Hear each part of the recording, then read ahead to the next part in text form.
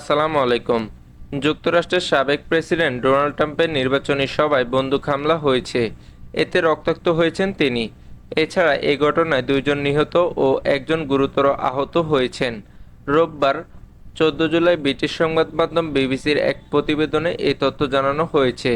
হামলার পর সামাজিক প্ল্যাটফর্ম ট্রুথে একটি পোস্ট করেছেন সাবেক এই মার্কিন প্রেসিডেন্ট। তিনি জানান, হামলাকারী সম্পর্কে এখনও কিছু জানা যায়নি। তিনি নিহত হয়েছেন। ট্রাম্প জানান, আমার ডান কানের উপরের অংশে গুলি লেগেছে। আমি তাৎক্ষণিক বুঝতে পারছিলাম কিছু একটা উলটপালট করতে চলেছে। আমি তখন ঝাঁকুনির শব্দ আর গুলির আওয়াজ শুনতে পেলাম এবং সাথে সাথে বুলেটটির ত্বক ছিঁড়ে গেল। এই সময় আমার অনেক রক্তক্ষরণ হয়েছে, তাই বুঝতে পারলাম কি হচ্ছে।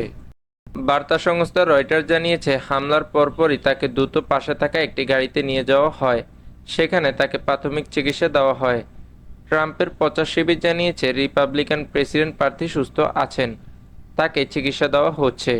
সংবাদ মাধ্যম জানিয়েছে, সমাবেশে হামলা থেকে নিজেকে রক্ষা করা সিক্রেট সার্ভিস এজেন্টের প্রতি কৃতজ্ঞতা প্রকাশ করেছেন ট্রাম্প।